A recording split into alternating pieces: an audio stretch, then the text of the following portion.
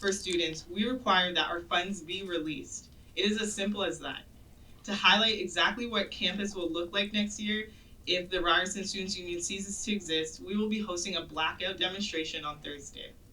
Student services will be shut down, equity services will be shut down, and students will witness the impact of Ryerson University's decision to not recognize the Ryerson Students Union and the important work we do on campus. David Menzies for Rebel News here in downtown Toronto. Well, folks, I'm standing outside Ryerson University, and this institution was in the news recently because Ryerson has decided to terminate its 34-year-old agreement with the Ryerson Students Union. Yes, there's been allegations of corruption and financial malfeasance, specifically $250,000 of student union dues going towards the purchase of clothes and food and hard liquor. So it was that on Friday, the Ryerson University Vice Provost for Students, Jen McMillan, released a statement saying, quote, "The university has lost confidence in the Ryerson Student Union's ability to represent students with good governance and to supply the services that students pay for." So after 34 years, it's adios. But the union isn't going down without a fight. There's going to be a press conference kicking off here in just a matter of minutes. And I'm going to see what the Ryerson Student Union head honchos have to say. The statement from the university received on Friday, January 24th, came as a complete shock to the Ryerson Students Union. This statement made many incorrect claims, and we are here to provide students with an accurate depiction of what events have taken place. The RSU is an independent corporate entity that is separate from the university. The university does not control or oversee our actions.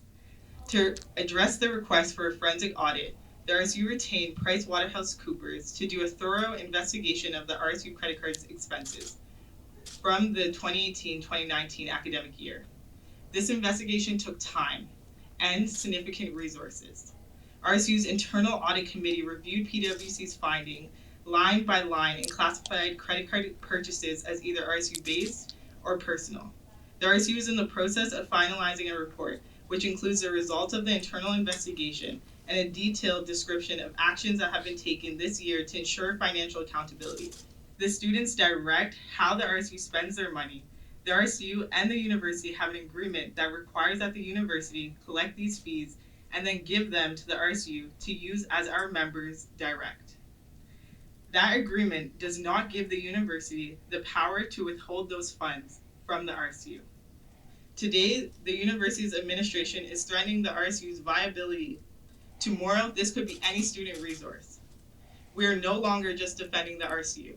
We're setting precedent for student voices throughout Ontario and across Canada. The administration has tried to silence students. We will not be silenced. It is unfortunate and disheartening that the alleged actions of one individual can put at risk student services, student life, equity centers, student jobs, student internships, and full-time staff positions. This situation has left us with no alternative but to take legal action. This morning, the Ryerson Students Union started a legal claim in the Ontario Superior Court of Justice against Ryerson University. In order to remain operational and advocate for students, we require that our funds be released. It is as simple as that. To highlight exactly what campus will look like next year if the Ryerson Students Union ceases to exist, we will be hosting a blackout demonstration on Thursday. Student services will be shut down, equity services will be shut down, and students will witness the impact of Ryerson University's decision to not recognize the Ryerson Students Union and the important work we do on campus. I hope I have answered your questions. Please understand that because of the ongoing legal process, I'm not able to answer your questions at this time, but please send your questions to president@rsunline.ca or visit our social channels. Thank you all once again for being here today. Have an amazing day. Well, there you have it, folks. That was not much of a press conference, was it? No questions. And I had a whole whack of them. For starters, has that forensic audit been completed? And if it has, why isn't it being made public? So the students here and other members of the public can see exactly what the Ryerson Student Union was spending its money on. As well, as you saw, they're playing the victim card, and they are going to have a demonstration on Thursday. And of course, they are launching legal action, and that is the convenient tool they're hiding behind, not to take any questions. By the way, they are not in any manner prohibited, that is, from taking questions and giving answers because there's a legal claim. That is just an excuse. But, my oh my, it sure seems that something really stinks on Ryerson's campus given the activities of this union. I mean, if those allegations are correct, imagine that, folks, $250,000 being spent on clothing and liquor at the LCBO and food and various other things that have nothing to do with the mandate of the Ryerson Student Union. And it's very fun. You walk through the halls and there's posters everywhere decrying the lack of a higher minimum wage and about taking action on the gender wage gap.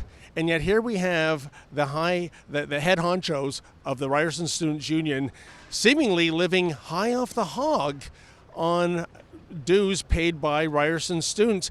What's that old saying again, folks? Socialism ain't for the socialists.